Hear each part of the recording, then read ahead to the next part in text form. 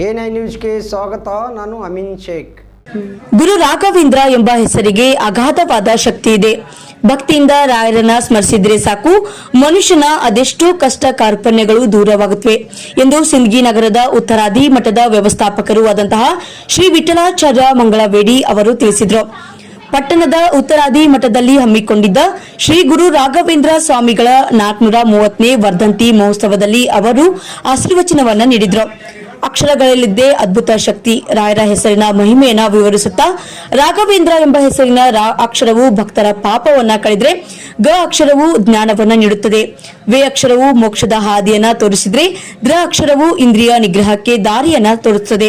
ಈ ಪಂಚಾಕ್ಷರಿ ನಾಮಸ್ಮರಣೆ ಭಕ್ತರಿಗೆ ರಕ್ಷಾ ಕವಚ ಎಂದು ವಿವರಿಸಿದ್ರು.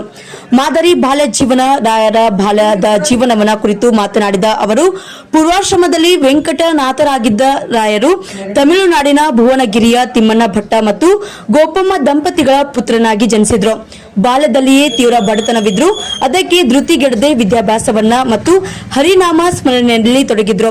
ತಮ್ಮ ಭಾವನವರಾದಂತಹ ಲಕ್ಷ್ಮೀ ನರಸಿಂಹಾಚಾರ್ಯರ ಬಳಿ ವೇದ, ಉಪನಿಷತ್ತು ಹಾಗೂ ಶಾಸ್ತ್ರಗಳಲ್ಲಿ ಅಲ್ಪ ಕಾಲದಲ್ಲಿಯೇ ಪಾಂಡಿತ್ಯವನ್ನ ಸಾಧಿಸಿದ್ರು. ಪೂರ್ವಜರಿಂದ ಬಂದ ವೀಣಾ ವಾದನ ಕಲೆಯಲ್ಲೂ ಅವರು ನಿಷ್ಠುರರಾಗಿದ್ರು.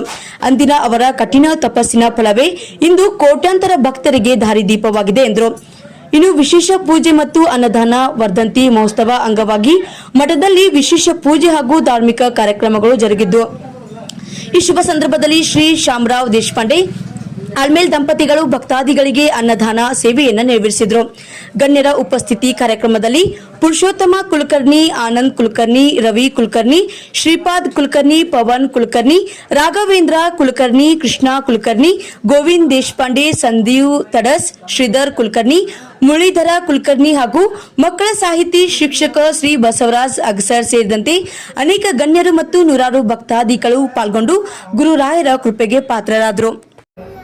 ಬ್ರಾಹ್ಮಣ ಜನ್ಮ ಸಿಗ್ತದ, ವೇದ ಓದುವಂತಹ ಜನ್ಮ ಸಿಗ್ತದ, ಎಲ್ಲ ಇದ್ದು ನಾ ಏನೂ ಕಲಿಲಾರ್ದ ಎಷ್ಟು ವ್ಯರ್ಥ ಮಾಡ್ಕೊಂಡ್ಬಿಟ್ಟೀನಿ. ದನ ಕಾಯೋದು ಬಿಟ್ಟು ಏನು ಗೊತ್ತಿಲ್ಲ, ಆಚರಣೆ ಗೊತ್ತಿಲ್ಲ, ಇದು ಗೊತ್ತಿಲ್ಲ, ಎಂತಹ ದುರ್ಭಾಗ್ಯವಂತ ನಾನು ಅಂತ ಹೇಳಿ ಮನಸ್ಸನ್ನ ಬೈಕೋತ ಅವನು ಬಾಗಿಲು ಸಂಧಿ ಒಳಗೆ ನಿಂತಿರ್ತಾನೆ. ರಾಯ ಕಣ್ಣಿಗೆ ಬೀಳುತ್ತೆ.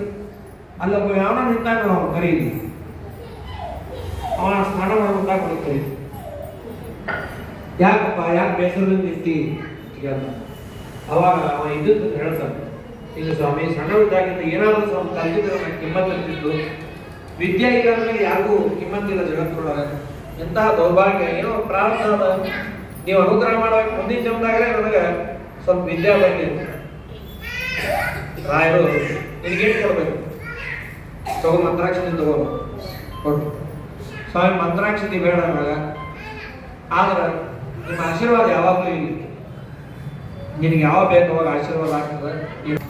ಹೋದ್ಮೇಲೆ ಅಲ್ಲಿ ವಿಶೇಷವಾಗಿ ರಾಯರ ಅನುಗ್ರಹದಿಂದ ಅವನಿಗೆ ಆ ಪ್ರಸಂಗ ಬಂದೇ ಬಿಡುತ್ತೆ. ಒಬ್ಬ ನವಾಬ ಸುಳ್ಳು ಹೇಳ್ತಾನೆ ನಾವು ಕೇಳಿದಾಗ, ನಿಜವಾಗಿಯೂ ನನಗೆ ಸಾಲಿಗೆ ಓದಿಲ್ಲ, ಒಂದು ಅಕ್ಷರ ಬರೋದಿಲ್ಲ. ಯಾಕೆ ನಾನು ಈಗ ಓದಿನ ಅಂದ್ರೆ ರಾಯರ ಸ್ಮರಣೆ ಮಾಡೀನಿ, ಅದಕ್ಕೆ ಈ ರೀತಿಯಾಗಿ ಓದಿದೆ ಅಂತ ಹೇಳಿದಾಗ ಅವನಿಗೆ ಕರೆದು ಸನ್ಮಾನ ಮಾಡಿ, ಅವನಿಗೆ ಇದ್ರ ಮೇಲೆ ಬೇರೆ ಯಾರೋ ದಿವಾನರಲ್ಲ, ಈ ರಾಜ್ಯದ ದಿವಾನ ನೀನಾಗ ಅಂತ ಹೇಳಿ ಅವನಿಗೆ ಆ ರಾಜ್ಯ ಪದವಿಯನ್ನು ಕೊಡ್ತಾರೆ. ಇದು ಆ ರಾಯರ ಆಶೀರ್ವಾದದಿಂದ ಸಿಗ್ತಕ್ಕಂತಹ, ರಾಯರ ಸ್ಮರಣೆಗೆ ಸಿಗ್ತಕ್ಕಂತಹ ಒಂದು ಅದ್ಭುತವಾದ ಆ ಭಗವಂತನ ಸನ್ನಿಧಾನ ನೋಡುವಂತಹ ರಾಯರ ಮಹಿಮೆಯನ್ನ ನಾವು ಹೇಳ್ತೀವಿ. ಇಂತಹ ಅನೇಕ ಕಥೆಗಳು ಅವರ ಕೇಳಲಿಕ್ಕೆ ಸಮಯ ಇಲ್ಲ, ಯಾಕಂದ್ರೆ ನಮ್ಮ ಕಡೆ ಸಮಯ ಇಲ್ಲ. ಹೀಗಾಗಿ ಆ ರಾಯರ ವಿಶೇಷ ಅನುಗ್ರಹ ನಮ್ಮ ಮೇಲೆ ಯಾವಾಗಲೂ ಇರಲಿ. ಹೀಗೆ ಎಲ್ಲ ಸೇವೆಯನ್ನು ನಮ್ಮ ಕಡೆಯಿಂದ ತೆಗೆದುಕೊಂಡು ಸ್ವಲ್ಪ ಆದರೂ ದೇವರ ಸೇವೆಯನ್ನು ಮಾಡುವಂತಹ ಒಂದು ಭಕ್ತಿ, ಜ್ಞಾನ, ಭಕ್ತಿ, ಸ್ಫೂರ್ತ ಎಲ್ಲ ಆಗ್ತದೆ. ದನ ಕಾಯ್ತಕ್ಕ ದೊಡ್ಡವನಾಗ್ತಾನೆ, ಅವನಿಗೆ ದುಃಖ ಇರ್ತದೆ. ಸಣ್ಣವನಿದ್ದಾಗೆ ಕಲಿಬೇಕಾಗಿತ್ತು, ಶಿಕ್ಷಣ ಇಲ್ಲ, ನನಗೆ ಯಾರು ಕಿಮ್ಮತ್ತು ಕೊಡ್ತಾರೆ? ಬ್ರಾಹ್ಮಣ ವಿದ್ಯೆ ಇದ್ರೆ ಕಿಮ್ಮತ್ತು ಕೊಡ್ತಾರೆ ಜನತರು. ಯಾರಿಗೆ ಆಗಲಿ ವಿದ್ಯೆ ಇದ್ರೆ ಅದಕ್ಕೆ ಮಹತ್ವ.